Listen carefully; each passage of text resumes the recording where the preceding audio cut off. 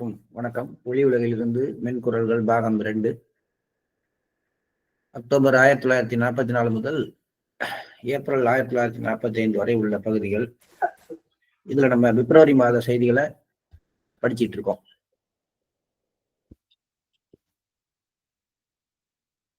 நேற்றுக்கு பாபுஜி எப்படி மாஸ்டருடைய உருவத்தின் மீது தியானம் செய்தார், அந்த நிலையை எப்படி தக்க வைத்துக் கொள்ள முயற்சி செய்தார் அப்படிங்கிற விஷயங்களை பார்த்தோம்.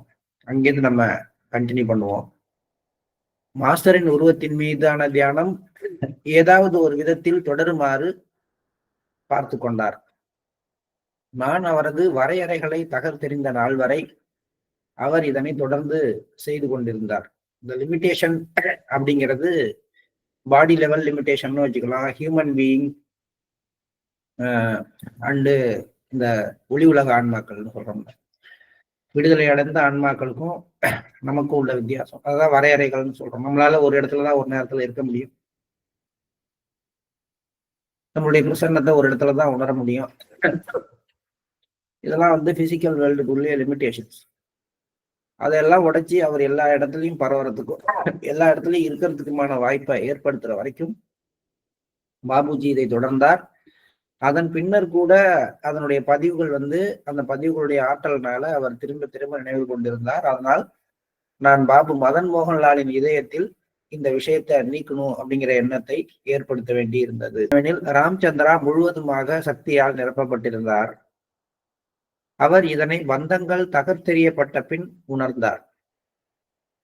உருவத்தின் மீதான தியானத்தின் இறுதி நிலையான அதையும் அவர் அப்படியே பேணி வந்தார்.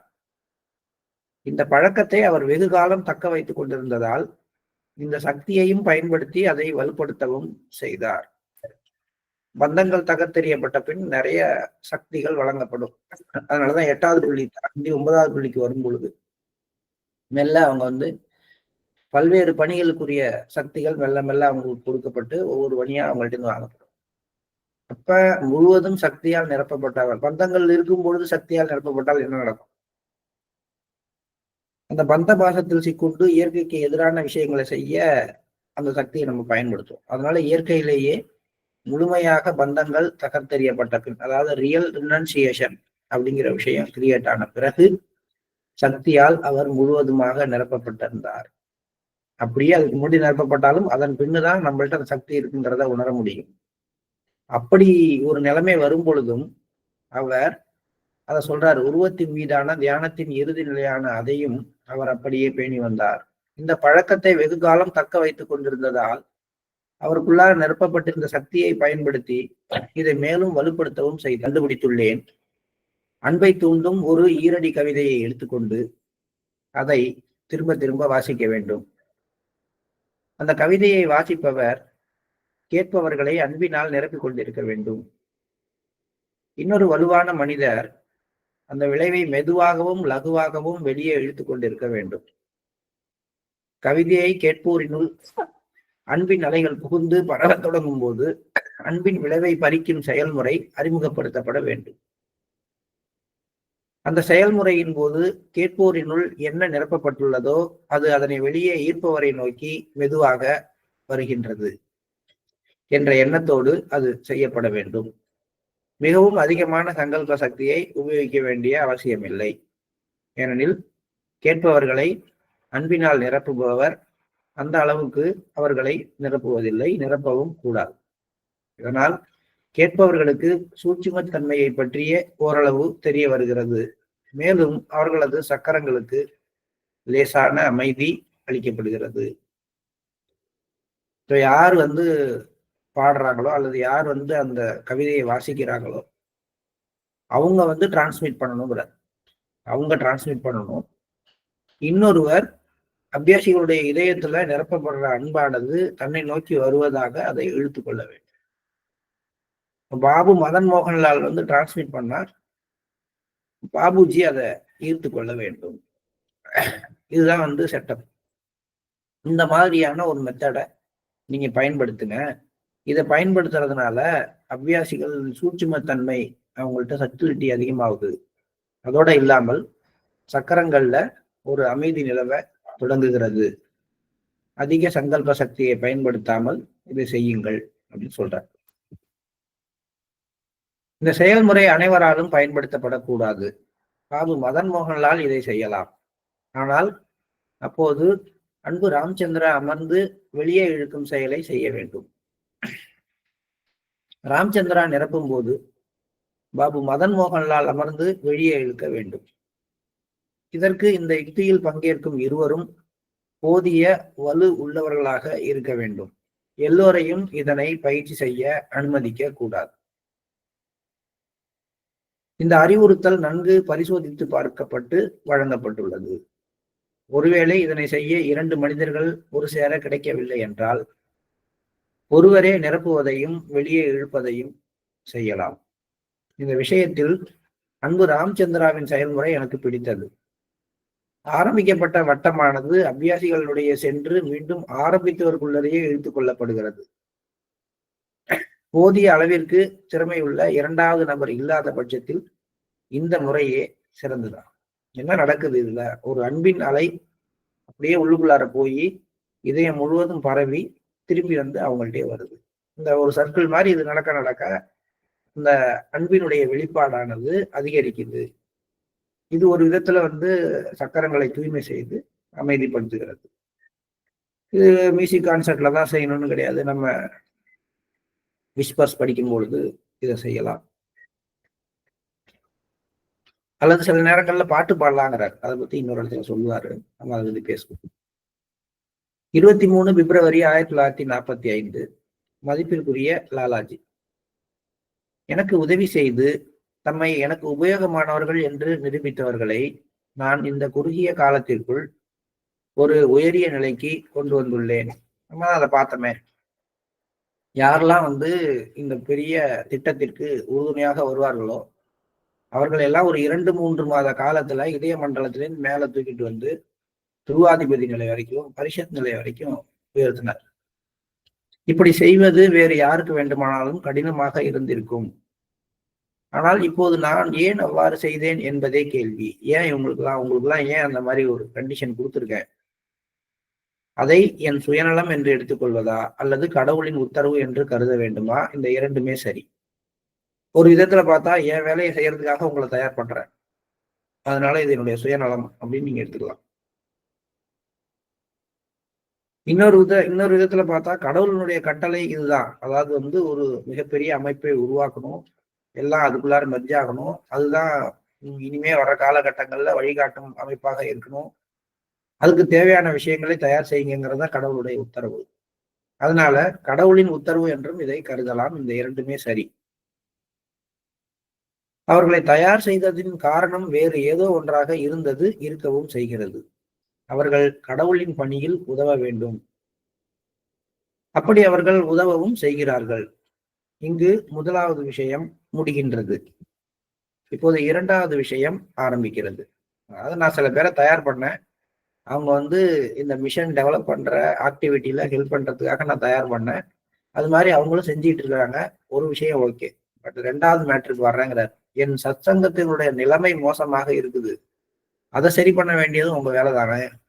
இது உங்கள் அனைவருக்கும் தெரியும். நானும் தொடர்ந்து இது பற்றி குறிப்பிட்டு வந்திருக்கிறேன். இந்த நிலைமையை சரி செய்வதை நீங்கள் உங்கள் கடமையாக கருத வேண்டும். இதுதான் 2வது விஷயம். இதுக்காக தான் உங்களை எல்லாம் வந்து இப்படி உயர்வான பதவிகள்ல, உயர்வான ஆன்மீக நிலைகள்ல உங்களை நிறுத்தியிருக்காங்க. இதுக்கான செயல்முறைகள் என்னென்ன, டெக்னிக்ஸ் என்னென்னங்கிறதெல்லாம் நான் தொடர்ந்து சொல்லிட்டே இருப்பேன். ஆனால் உங்கள்கிட்ட நேரடியா என்னால பேச முடியாது. அதுங்கனால உங்களுக்கெல்லாம் ஒரு வழிகாட்டி தேவையா இருக்காரு. அவர் எப்பொழுதும் என்னுடன் நேரடியாக தொடர்பு கொண்டுள்ளவராக இருக்க வேண்டும். அப்படி இருந்தாதான் அவருடைய உத்தரவுகள், என்னுடைய உத்தரவுகள் அவர்களை சென்றடைந்து அவர்களால் எனது ஆணையை பின்பற்ற முடியும். நோக்கம் நிறைவேற என்ன செய்யப்பட வேண்டும் என்பதை என்னிடம் கேட்டு தெரிந்து கொள்வது அவசியமாகிறது. என் பொறுப்பாளர் அங்கு உள்ளார். அது திரும்ப திரும்ப கூறப்பட வேண்டியதில்லை. திரும்பி வந்து பாபுஜியை ஃபாலோ பண்ணுங்க அப்படிங்கிறத தெளிவாக சொல்றாரு, நேரடியா சொல்றாரு. உங்க வேலை இந்த சத்சங்கத்துல கலந்துக்கிற சீடர்களை மெல்ல மெல்ல சரி செய்து, அவர்களுடைய உள்நிலையை சரி செய்து, அவர்களுடைய எண்ணத்தை இந்த பக்கம் திசை திருப்பி அவங்களுக்கு சரியான வழிகாட்டணும். இது உங்களுடைய கடமை. இதுக்கு என்னென்ன டெக்னிக் யூஸ் பண்ணுங்கிறத நான் சொல்லிக்கிட்டே இருப்பேன். ஆனா நான் உங்கள்கிட்ட நேரடியா பேச முடியாது, உங்களால என்னோட நேரடியாக தொடர்பு கொள்ள முடியாது. அதனால எப்பொழுதும் என்னுடன் தொடர்பு கொள்ள வேண்டிய, என்னுடைய தொடர்பு கொள்ளக்கூடிய தகுதி உள்ள ஒரு வழிகாட்டி இருக்கிறார். அவர் தான் என்னுடைய பொறுப்பாளர். இதை நான் திருப்பி திருப்பி யாருன்னு உங்களுக்கு சொல்ல வேண்டியதில்லை. அவர்கிட்ட கேட்டுக்கங்க, அவர் என்ன சொல்றாரோ அது போல செய்யுங்கள் அப்படின்னு சொல்றாரு. நான் எண்ணியுள்ள ஏற்பாட்டை தெரிவிக்கிறேன். இது வந்து பக்கம் 343. இப்போது நான் எண்ணியுள்ள ஏற்பாட்டை தெரிவிக்கிறேன். அது என்னவெனில், பாபு மதன் மோகன்லால் பதௌனில் இருக்க வேண்டும். பாபு ராமேஸ்வர் பிரசாத் மிஸ்ரா ஷாஜகான்பூர் மாவட்டத்தில் பணிகளை கவனிக்க வேண்டும். இந்த மதன் மோகன்லால் வந்து மதன் மோகன்லால் ஆஃப் பதௌன், இவர் இன்னொருத்தர். நம்ம மதன் மோகன்லால் ஷாஜகான்பூர்ல இருக்காரு, அவரை பத்திய பேச்சு வரல இதுல. இது பாபு மதன் மோகன்லால் ஆஃப் பதௌன். அவர் அங்க இருக்கணும். ராமேஸ்வர் பிரசாத் மிஸ்ரா வந்து ஷாஜகான்பூர் மாவட்டத்தில் உள்ள பணியை கவனிக்க வேண்டும். அவர்கள் இருவரும் ஒருவர் மற்றவரது வட்டத்திற்குள்ளும் பணிபுரிய வேண்டும். இது வந்து ஒரு நிர்வாக அமைப்புக்காகத்தான். உண்மையில் வட்டங்கள் என்பவை இல்லை. இவை மக்களின் சௌகரியத்திற்காக ஏற்படுத்தப்பட்ட நிர்வாக சம்பந்தமான ஏற்பாடுகள் மட்டுமே. நான் குறிப்பிடுவது பயிற்சி பெற்றுக் கொண்டிருக்கும் மற்றும் பெற இருக்கும் மக்களை பற்றியதாகும். ஒழுக்க நெறிகளை நிலைநாட்டுவது பாபு மதன் மோகன்லால் மற்றும் பாபு ராமேஸ்வர் பிரசாத் மிஸ்ரா ஆகியவர்களுடைய கடமையாகும். அதனுடன் அவர்கள் ஆன்மீக பயிற்சியையும் அளிக்க வேண்டும். டிசிப்ளின் மெயின்டைன் பண்ணணும், அதோட சேர்ந்து ஸ்பிரிச்சுவல் பிராக்டிஸ் கொடுக்கணும். இதெல்லாம் வந்து அவங்க 2 பேரும் பொறுப்பெடுத்துக்கிட்டு இந்த 2 வட்டங்கள்லையும் செய்ய வேண்டும். இப்பொழுது எழுகின்ற கேள்வி என்னவெனில், எத்தகைய ஒழுக்க நெறிகள் பின்பற்றப்பட வேண்டும் என்பதே. இதற்கான பதில், நான் எத்தகைய ஒழுக்க நெறியுடன் வாழ்ந்தேனோ அத்தகைய வாழ்க்கையை பிரிசெப்டர்கள் கடைபிடிக்க வேண்டும். மேலும் அவ்வண்ணமே மற்றவர்களுக்கு பயிற்சி அளிக்க வேண்டும் அப்படி சொல்றார். என்ன பாருங்க, என்ன முன்மாதிரியா எடுத்துங்க.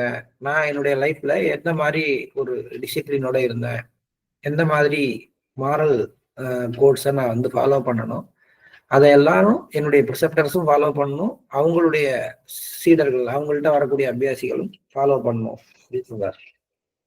பாபுஜி கேட்கிறார், உங்களை மாதிரி உயர்மட்ட நிலையில ஒரு ஒழுக்க நெறிகளை கடைபிடிக்கிறதுங்கிறது எப்படி எல்லாராலையும் சாத்தியமாகும் கேட்கிறார். பாலாஜி சொல்றார், பயிற்றுனர்கள் எனது ஒழுக்க நெறிக்கு உதாரணமாக திகழ வேண்டும். அதற்கு மிகுந்த முக்கியத்துவம் கொடுக்கப்பட வேண்டும்.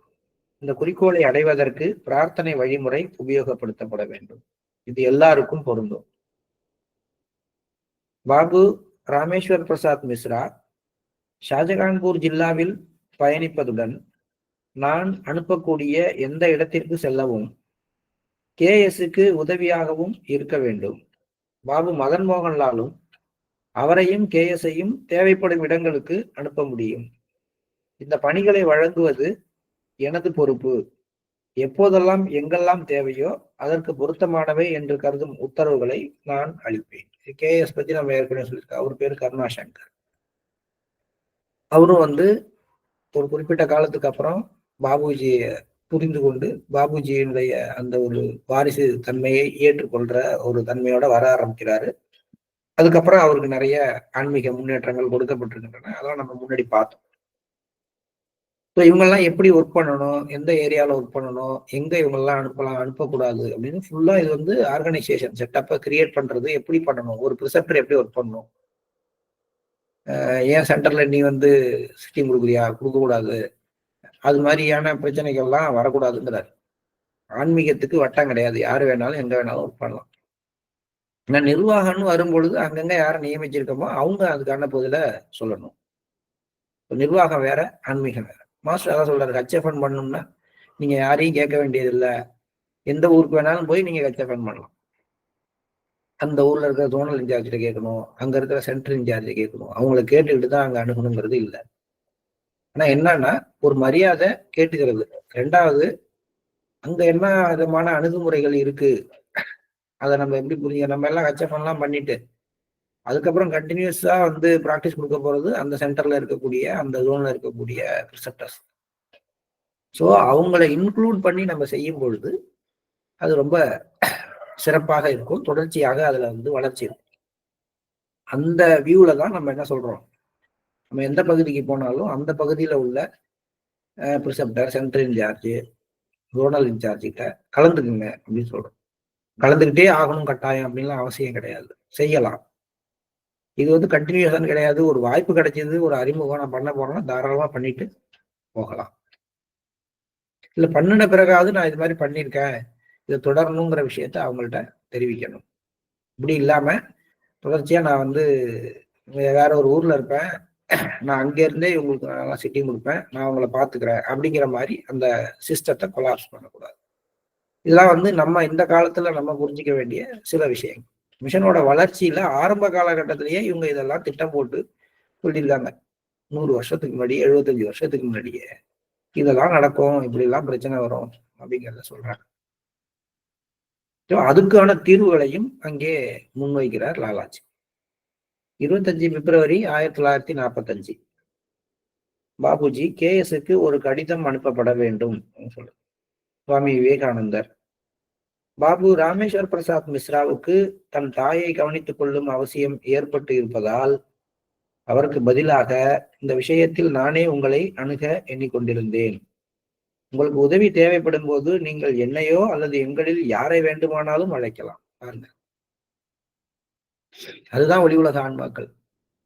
என்ன வேலை செய்யணுமோ வேலை செய்யறதுக்கு நாங்க ரெடியா இருக்கோம். ராமேஸ்வர் பிரசாத் மிஸ்ராவோட அம்மாவுக்கு உடம்பு சரியில்லை, அவர் பக்கத்துல இருந்து பாத்துக்கணும், அவருக்கு செய்ய வேண்டிய வேலைகள் ஏதாவது இருக்கு, அதை செய்ய ஆள் இல்லையா, எங்களை கூப்பிடுங்க, நாங்க போய் செய்யறோம் அப்படின்னு சொல்றாரு. நாங்கள் அனைவரும் ஒரு முக்கியமான பணியில் மிக மும்முரமாக ஈடுபட்டுள்ளதால் இந்த இடத்தை விட்டு எங்களால் நகர முடியாது. நாங்க இங்கதான் இருக்க போறோம், ஒளி உலகத்துல எங்களுக்கு வேலை கிடையாது, நாங்க இங்கதான் இருக்க போறோம், எங்களுக்கு ஒரு முக்கியமான பணி இருக்கு, அதைத்தான் நாங்க செய்து கொண்டிருக்கிறோம், அதுக்கான சூழ்நிலைகளை தான் நாங்க உருவாக்கிட்டு இருக்கோம். சரி, அப்ப வந்து கடிதத்தை அவர் டிக்டேட் பண்றாரு, அது உடனடியாக அனுப்புமாறும் ஆணையிடுகிறார். மதிப்பிற்குரிய லாலாஜி, எனது சத்சங்கத்தில் பக்தி பாடல்களை பாடும் வழக்கத்தை தொடங்குங்கள். ஆனால் அதற்காக பாடகர்களையோ வாத்திய கலைஞர்களையோ வரவழைக்க வேண்டிய அவசியம் இல்லை. இசை வித்தர்களும் அழைக்கப்படக்கூடாது. பிரணாகுதியை அளிப்பவர்தான் பாடலாம். ஏன்னா ஏற்கனவே சொல்லியிருக்காரு, ஒருத்தர் பாடும் பொழுது அல்லது ஒரு ஈரடி செய்களை வாசிக்கும் பொழுது அவர் டிரான்ஸ்மிட் பண்ணணும்னு சொல்லியிருக்காரு.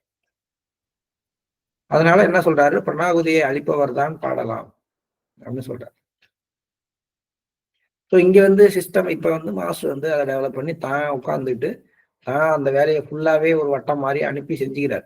ஆனா மாஸ்டர் செய்யறாருங்கிறதுனால நாமும் இன்னொருத்தரை பாட விட்டு செய்யக்கூடாது அப்படிங்கிறது தான் லாலாஜி சொல்ல வர ஒரு விஷயம். இங்க விஸ்பர்ஸ் படிக்கிறது கூட ஒரு ப்ரிசெப்டர் படிக்கணும். அவர் படிக்கும் பொழுது அவரிடமிருந்து அதற்கான அன்போட கூடிய பிரணாகுதியும் சேர்ந்து வர வேண்டும். இதுதானே நம்ம இதுல இருந்து புரிந்து கொள்ள முடியும். எனது சத்சங்கத்தில் பக்தி பாடல்களை பாடும் வழக்கத்தை தொடங்குங்கள். ஆனால் அதற்காக பாடகர்களையோ வாத்திய கலைஞர்களையோ வரவழைக்க வேண்டிய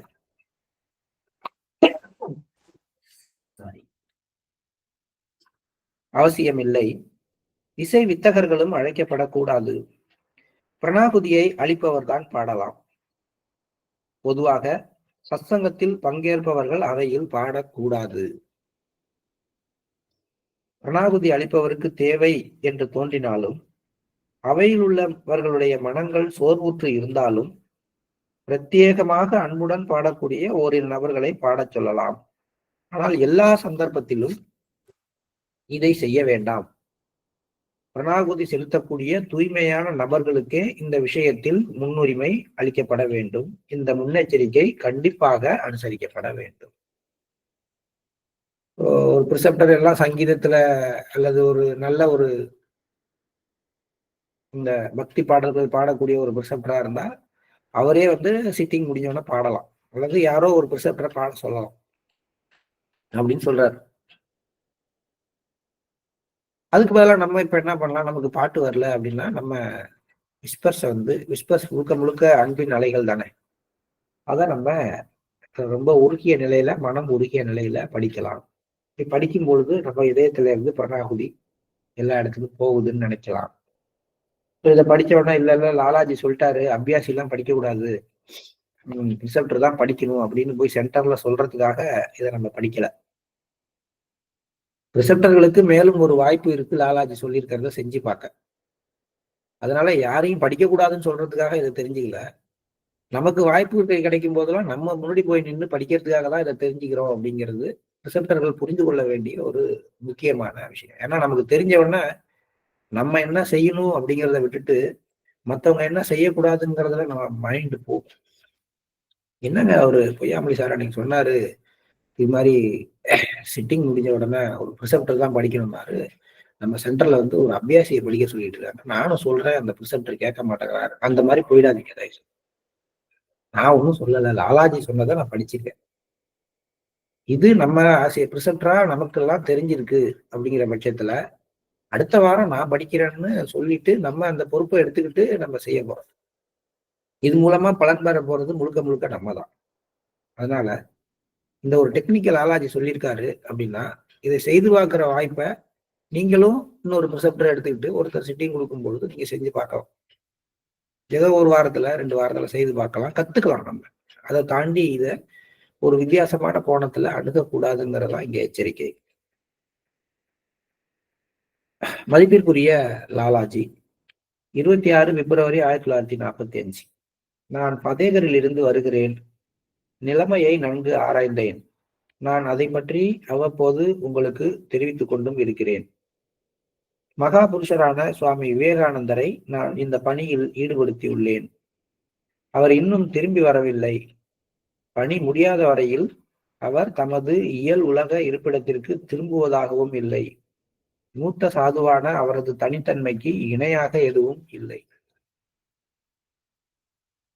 ஒளி உலகத்திலிருந்து இவங்க எல்லாம் வந்து இந்த மாதிரி வேலை செய்யணுங்கிற அவசியமே இல்லை.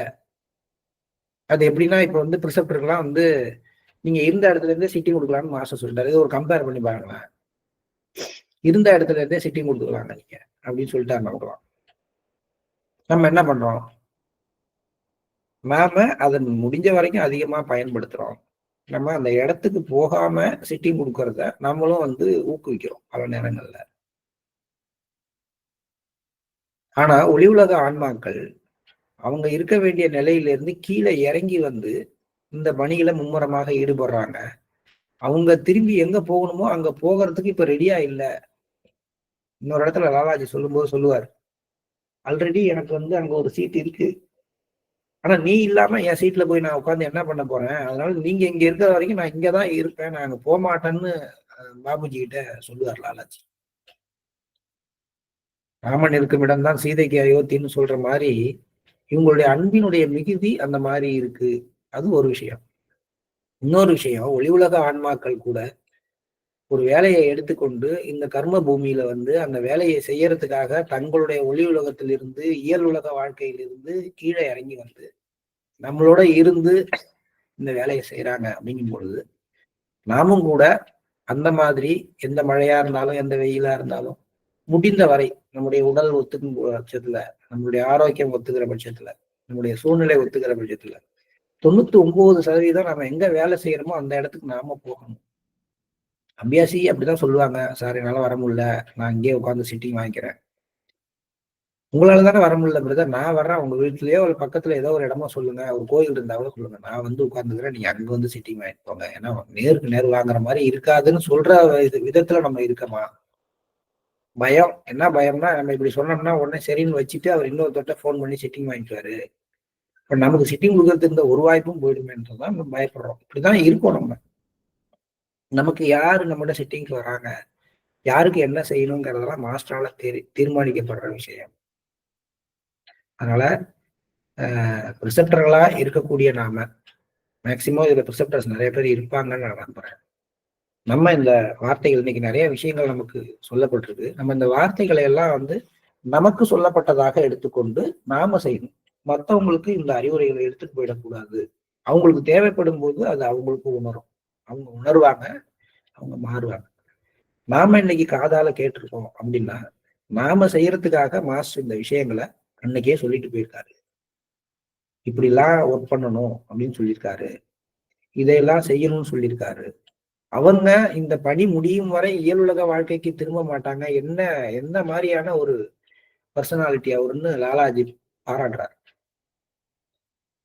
அது மாதிரி நம்ம மாஸ்டர் அந்த ப்ரிசெப்டர் எந்த நேரமும் ரொம்ப டெடிகேட்டட் ஒர்க்கர். அவர் வந்து அவருக்கு கொடுக்கப்பட்ட பணி முடிகிற வரைக்கும் அந்த களத்துல நின்று பணியாற்றக்கூடியவர் அப்படிங்கிற ஒரு வார்த்தையை அவர் சொல்ற மாதிரி நம்மளும் நடந்துக்கணும். இப்போது நான் முக்கியமான நோக்கத்திற்கு வருகிறேன்.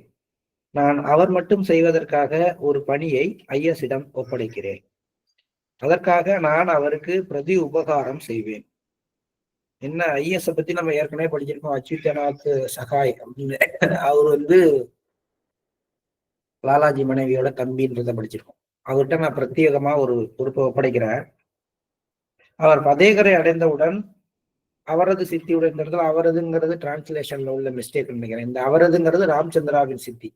ஏன்னா ஐஎஸ்க்கு அவர் சித்தி கிடையாது. ஐஎஸ்க்கு அவரு அவங்க அக்கா. அதனால இந்த இடத்துல நம்ம எடுத்துக்க வேண்டியது, அவர் பதேகரை அடைந்தவுடன் அவரது சித்தியுடன் பேசி எதிராளிகள் அவளுக்கு கற்பித்திருக்கும் பொய்யானவற்றை புறக்கணிக்கும்படி செய்ய வேண்டும். ஷாஜகான்பூரை சேர்ந்த ஒரு குறிப்பிட்ட மனிதர் அல்லது மனிதர்களுக்கு எதிராக என்னவெல்லாம் பொய்யாக கூறப்பட்டு அவளது மனதில் ஏற்றப்பட்டுள்ளதோ அதன் நோக்கமும் பொருளும் வேறு. அதுவும் அவளுக்கு விரைவில் தெளிவாகும்.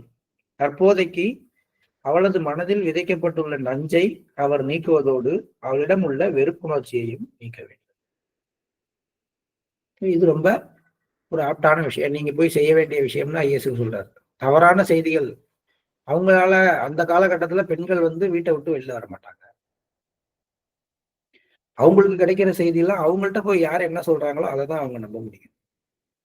ஆனா அவங்கள சுத்தி உள்ளவங்க எல்லாம் பாபுஜியை பத்தியும் மதன் மோகன்லாலை பத்தியும் ஷாஜகான்பூர்ல இருக்கக்கூடிய மற்ற அபியாசிகளை பத்தியும் தவறான செய்திகளை ஒரு குறிப்பிட்ட நோக்கத்தோட அவங்கள்ட்ட சொல்லி சொல்லி சொல்லி அவங்க மனது முழுவதும் நஞ்சாக்கி வைத்திருக்கிறார்கள். ஐஎஸோட வேலை அவங்க அக்காட்ட போய் பேசணும். பேசி இதெல்லாம் உண்மை கிடையாது, அங்க இப்படி நடந்துகிட்டு இருக்கு, அவங்க இந்த மாதிரி இருக்கிறாங்க அப்படிங்கிற விஷயத்த சொல்லணும்.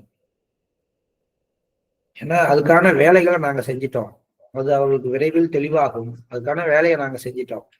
இது கீழ்மட்ட நிலையில அவர் செய்ய வேண்டியது. அவர் இது சம்பந்தமான அனைத்து முக்கியமான விஷயங்களை பற்றியும் அவளிடம் பேச வேண்டும். நான் சொல்வது என்னவெனில்,